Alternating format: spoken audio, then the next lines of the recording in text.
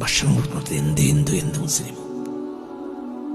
ഭക്ഷണം സാധനങ്ങളും ഭക്ഷണം വസ്ത്രം വെള്ളം ഇതൊക്കെ കൊടുക്കുന്നത് എന്ത് ഹിന്ദു ആണ് എന്ത് മുസ്ലിമാണ് എന്ത് ക്രിസ്ത്യാനിയാണ്? ഒരു ഉറുമ്പിന് കൊടുത്താൽ കൂലില്ലേ?